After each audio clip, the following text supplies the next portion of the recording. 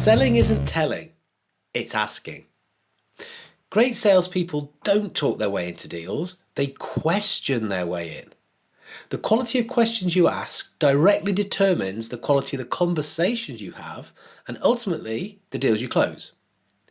In this episode, we're going deep into the art of great questions, the types you need, when to use them, and how to make your conversations deeper, sharper, and more valuable. Welcome to Sales Today, the podcast for sales pros who want to sell the right way. Smarter, sharper, and always with the customer at the centre. I'm Fred Copestake, sales consultant, trainer, and author of Selling Through Partnering Skills, Hybrid Selling, and Ethical Selling. Each episode, we unpack a core sales idea you can put into practice immediately to build trust, drive results, and stand out in a crowded market. Questions are your superpower in sales. They uncover needs, challenge assumptions, deepen trust, and guide your customers' thinking. Salespeople ultimately are sense makers. Questions help us do this. So today we're going to cover 8 types of questions every salesperson needs to master. We're going to talk about how to sequence those for maximum impact, and we'll talk about some of the biggest mistakes to avoid when questioning customers. So think about it. Every sale starts with curiosity. Customers often don't even fully understand their own needs until you help them explore. Salesperson, a sense maker. Great questioning does 3 critical things. It builds credibility because customers trust those who take time to understand. It reveals opportunities because hidden needs surface when you dig deeper. And it creates commitment because people buy into what they help create. So bad sellers will often bombard customer with slides and features and stuff about themselves and their company and all this stuff, which is just quite frankly boring. Great salespeople will ask focused, thoughtful questions and listen properly to the answers to make it a conversation. So not all questions are created equal, and great salespeople use the right type at the right time. So let's take a moment to break these down. Most people, I'd say, when you talk about questions, will be able to identify and recognize open and closed questions. Open questions which give a variable answer and closed questions which give a yes or no answer. Time and place for both. Open questions clearly get people to think more because they've got to give more than a yes, no. These are the ones which start with W. That's the easiest way to remember that. What, why, when, where, who, and how, W at the end. Those are the ones which people will have to think more about what it is that they're going to talk about. Now, we could get away with just understanding those and getting good at asking open questions. However, a skilled salesperson will go into other types of question by using slightly different language patterns. A certain sort of question that's useful for sales is a probing question, something that goes a little deeper. For this, I love TED. TED questions. Tell me, explain, describe. Having asked a good open question, we can ask a TED question so that the person we're speaking to will think more and tell us more. Another language pattern that works really nicely is if. So technically this is a hypothetical question. If you had unlimited budget, if you were able to do this, how would you do such and such? So starting a question with if is another way to help people expand their thinking, break them out of the box of getting stuck in thinking a certain way, if you like. Something we also might want to do is to ask summary questions. So check understanding, both ours and theirs, and to build an alignment. So just to recap, you're saying the main issues are visibility and compliance. Am I correct? Well, technically, that's a closed question, but it's asked in a very deliberate way to summarize some of the stuff that we've heard. Now, I will always train people that silence can be a question. It's a questioning tool. Because if you're silent, somebody's more likely to want to fill the vacuum. So think about how you can use that.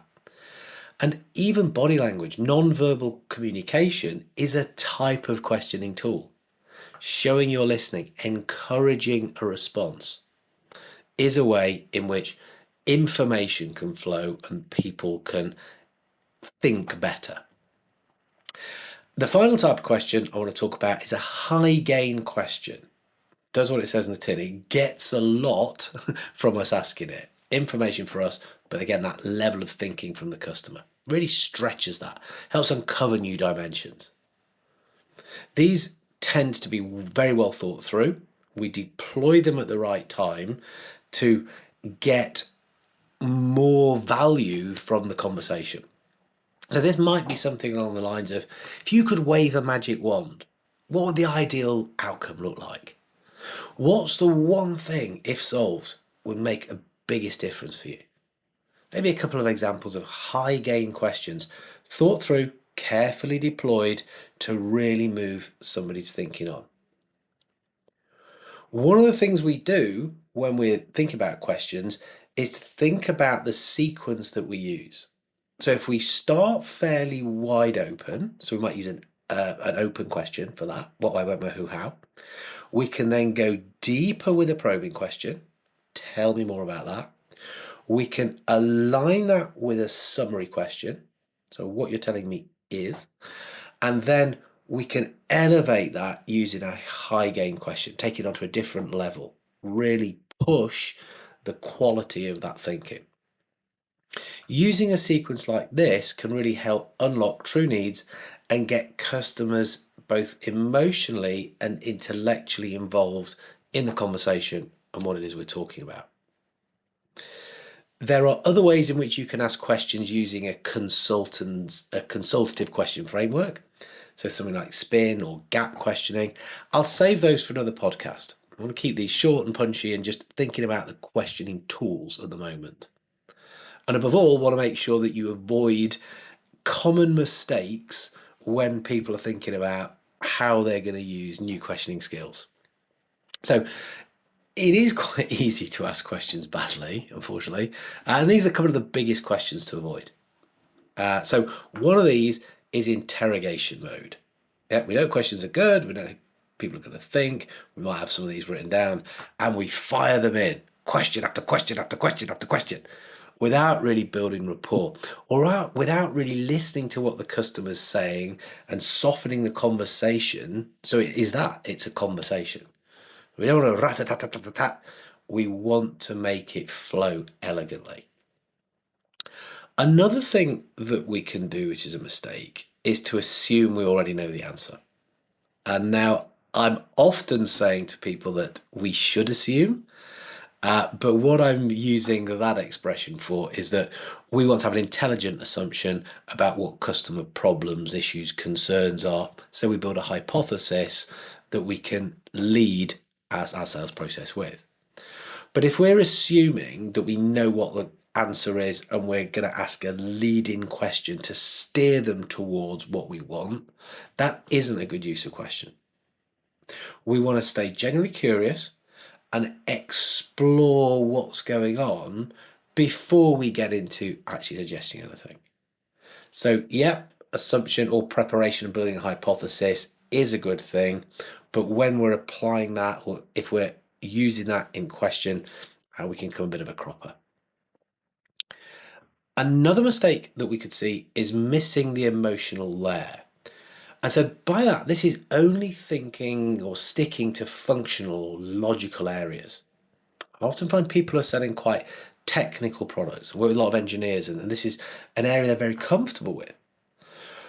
And what they might not do and miss out on is asking about fears and hopes and pressures and personal wins. Yeah, emotional stuff. It might feel uncomfortable to them or inappropriate. It's not. Emotion drives motion. And when we understand this stuff, when we put together our solution, put together our package, we can do a better job. And another thing that isn't a very good thing to do is to answer your own questions. Yeah. So ask the question and shut up. And we've already talked about silence being a kind of questioning tool. Yeah, it is your friend. People want to fill the vacuum. So ask the good quality question and shut up. People will need to think. If you've asked a good question, they've got to get their head around it. A little tip here is to kind of look at people's eyes. If their eyes are moving around, they're probably searching for information. That's good. Don't interrupt them. Let them get on with it so they can give a response. These things aren't about conversations aren't about trying to show how clever you are. It's about how clearly you can understand and you can help people understand the issues that we're talking about. So, a little question from me here. Are you preparing better questions before every meeting? That's a close question. Yes or no? Yeah? Or are you winging it? Are you making stuff up as you go along? Are you saying, I've got a ton of experience, I know how to do this stuff, asking questions. Yeah, they begin with W words. I can do this stuff. Remember, in sales, preparation is a form of respect. It is a form of respect. And so taking that time and effort to respect the person you're going to speak to and end up doing a better job does make sense. So let's just start to bring this all together then. What we've covered. So we've covered why questions are a true power in the way in which we're selling today. We've covered 8 ways or types or questioning tools that you can use that can open, deepen, and elevate conversations. And we talked about a couple of traps that you want to be avoiding when you're questioning and when you're talking to your customers. Okay, so action step. All of these podcasts have an action now. So before your next sales call, write down 2 open questions, 2 probing questions, and 1 high gain question. And then use them deliberately. Watch how much richer, more valuable your conversations become. That's the challenge. So if you're loving these episodes, subscribe, share with a fellow sales professional who wants to sell the right way, connect with me on LinkedIn. Always happy to chat about how better questions lead to better results. Take the scorecard that's in the show notes, a couple of their questions, yeah, to help you think and to give a little bit of insight. I'm Fred Copestake. This is Sales Today. Until next time, ask smarter questions and keep selling the right way.